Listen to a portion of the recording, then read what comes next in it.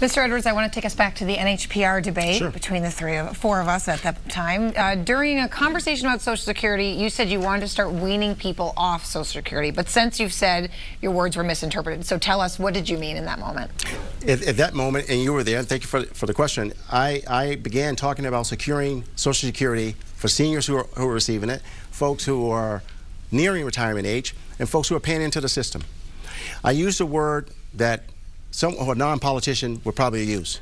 I don't focus on talking points. I focus on just having a conversation. So I used a word probably that a non-politician would not use. And so when I was asked to clarify that, I said folks who have not begun to pay into retirement at all. And what I wanted to do was put those people into a system where they paid into Social Security, but it was an account for them in Social Security to shore up that Social Security program for future generations and current generations. And so we're having a conversation, and every year, every political cycle, we start to have this conversation, and to put something on the table to discuss it, you can't do in this political climate. Because moments after leaving there, Chris sent out a fundraising email that actually said that I wanted to wing seniors off Social Security. Never said that at all.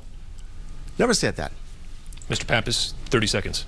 It's important that we protect this foundational program, and that's why I've taken the position that I have, that we need to strengthen Social Security, make sure that it's there for today's retirees, as well as people in the workforce today, and those who are just entering the workforce, the same people that Mr. Edwards wants to, quote, wean people off Social Security. I think that's a dangerous position for folks in New Hampshire. We need to make sure that it's there for individuals that when they retire, so that they can have a dignified and secure retirement, that they can live with independence. We can work in a bipartisan fashion to fix the program, but not fundamentally change it.